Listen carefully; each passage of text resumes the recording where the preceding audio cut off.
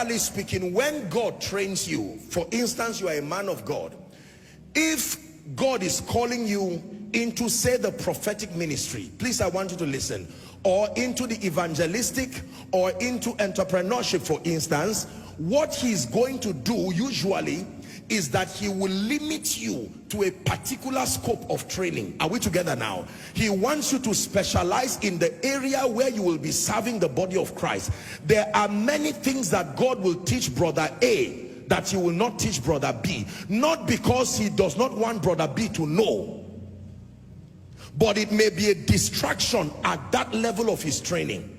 Are we together? Let me give you an instance. If God is calling you into the prophetic and the apostolic ministry, chances are excellent that in your core training with God, he may not teach you things like excellence, administration. In fact, based on the scope of your training, you may never even see him lead you.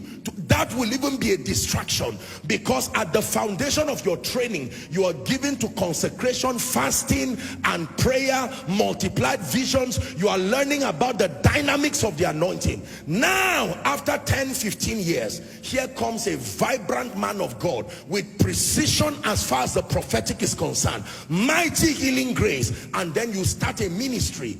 And at the instance of the ministry, because there's no need for organization and leadership, you would not see the relevance of the thing, that the dimension you have not received. By the time members begin to come, you don't know what to do with them in terms of excellence and administration. Now, you are a mighty man of God, a great prophet, a great apostle, but there's no financial management. There is no excellence. Are we together? So members just come to receive of the miracle and go back, because the atmosphere is pungent in terms of excellence. And you will be wondering, but I am anointed. Why is this thing not working? There is a dimension of excellence that you have not captured to be added to your experience to make you efficient. Now listen carefully. Now for another person, because God called this man to be a financial apostle, God called him to be an entrepreneur. In his training with God, he will find out that God is training him on leadership, capacity building. He may hardly fast for 1 week, I tell you. He may not see the value of fasting and praying and all of this, because he will spend time developing his mind. God will give him a visa at age 19 to go to John Maxwell Leadership School. By 22, this gentleman had already, he may have gone to Harvard and the rest, world-renowned leader.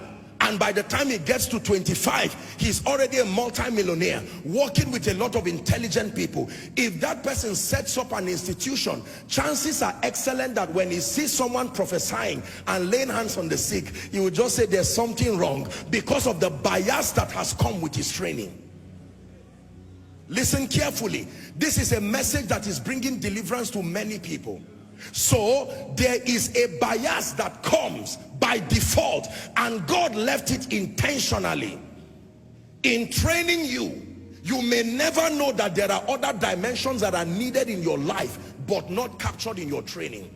So by the time the Lord brings you and you begin your manifestation, you will teach and mentor people from the lens of your limitation. Are we together now? You will usually mentor people. All that you knew in your training was praying and fasting and word study. That is what you are going to teach and train people for, except that you will start seeing a widespread deficiency in their life based on the dimensions that you do not have but they need. Is someone learning? So let's assume that I have no knowledge of music. My own is prayer and singing, but of my prayer and teaching.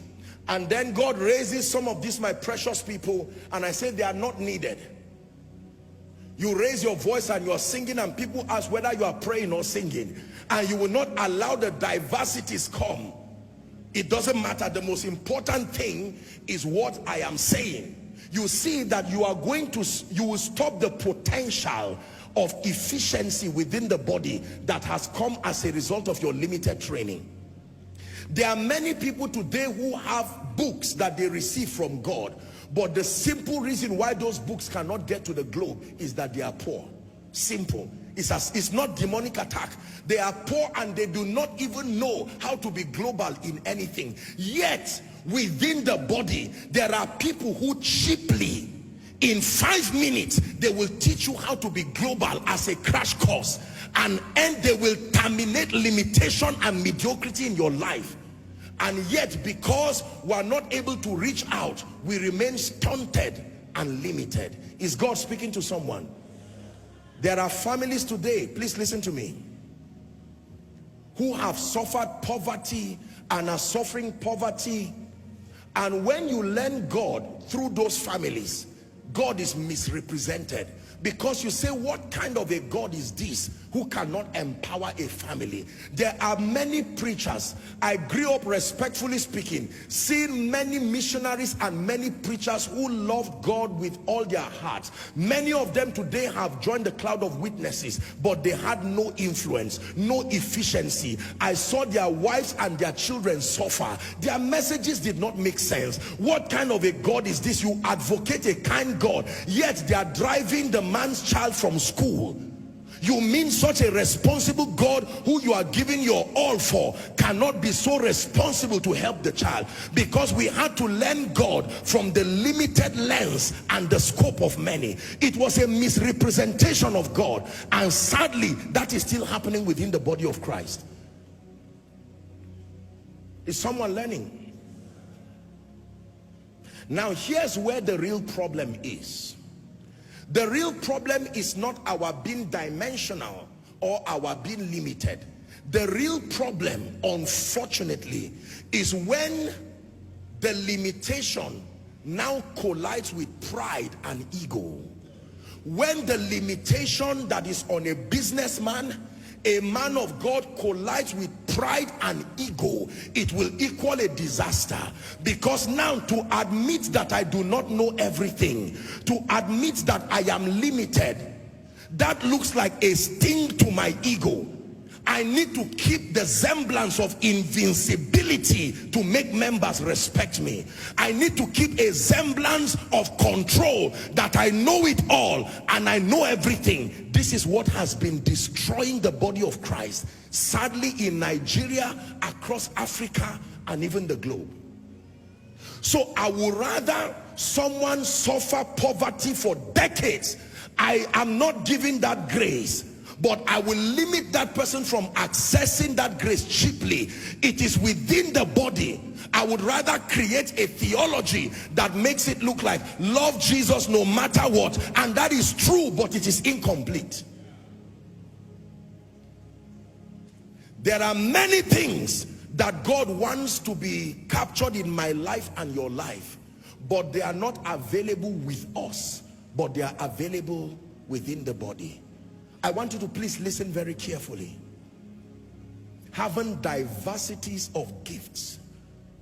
I have met men and women of God in this nation and across the world, and I submit to you that I am humbled by the investment of the Spirit that He has placed upon lives and upon destinies.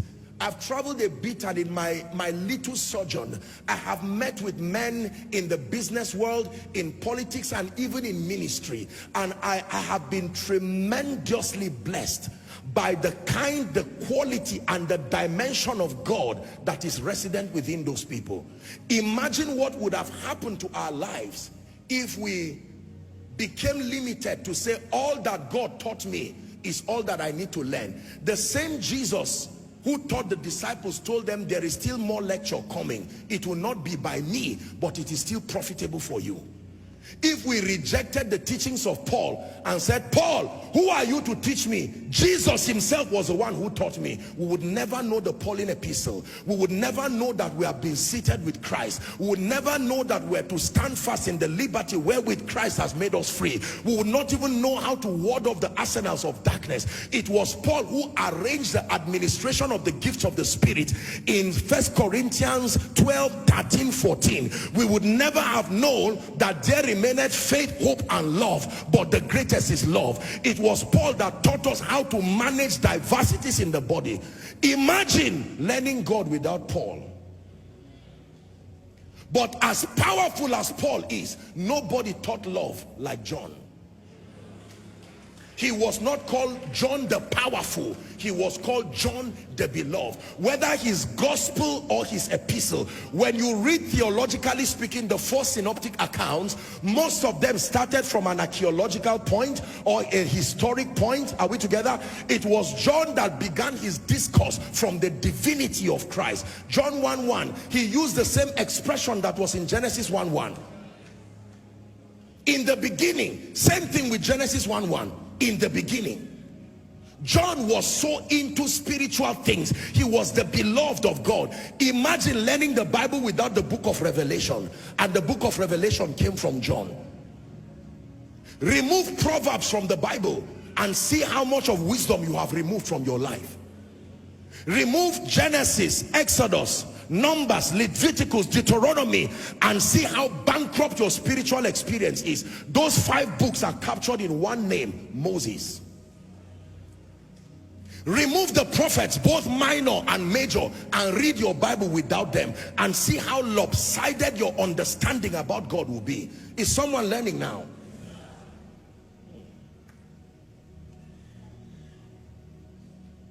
So let's assume all that I had to learn God was the book of Leviticus. Imagine that this is my Bible and the only thing is Leviticus. And I would argue, when I saw the book of Acts, I would say this is nonsense, absolute nonsense. 28 chapters full of rubbish. Imagine if I saw the 4 Gospels. Who is the Holy Spirit? Not really mentioned. He was only mentioned in type in the book of Leviticus. Imagine the dimension of God I would never carry. My question for you this night is, I wonder what peace you are holding and ignoring the rest, and claiming that you know everything about God. This is true for pastors. This is true for businessmen. And the trouble there is that the moment you attain the position of leadership, there are people who, with unbending loyalty, they would follow every perspective you communicate to them, believing that the propositions you have given them is all there is to learn.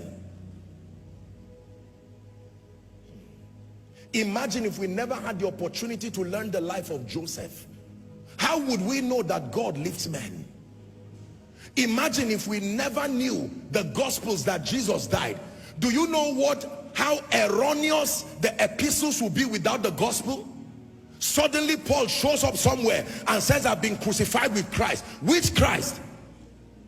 He was the incarnate one. From where? He was the word too. Word? From where? Imagine the confusion. It was the gospel that gave perspective to the epistles. When you read the gospel, it gives you the foundation to understand. For all have sinned. What sin did I commit? Against who? Are we together now? What is Zoe? What life of God are you talking about? Ladies and gentlemen, please hear me. I have observed with sadness for many years, and I have lovingly called the body of Christ to attention. This is a clarion call that we have allowed ego and pride to interrupt the free flow of the multifaceted dimensions of God distributed within the body that was made for our holistic growth. Because of our fears, our insecurities, respectfully speaking, there are people who have gone to the grave today who, if they only knew that there is a potent healing anointing within the body of Christ. Now you see, you learn unity from the life of doctors.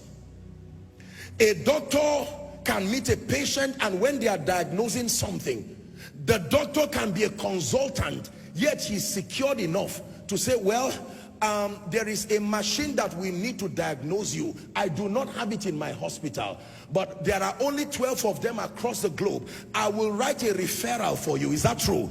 There's only one of that place. Go for that test. Meet Dr. So and so. You can even tell him that I sent you. And when that other doctor receives the report, because of that humility of heart, that patient is saved. There are many patients that have died in the body of Christ because of the ego of leaders. So I rather keep you poor simply because I do not know anything about wealth and prosperity, to humble myself and learn, or to outsource intelligence for your sake. I will not allow my ego, I wouldn't allow myself to look that weak.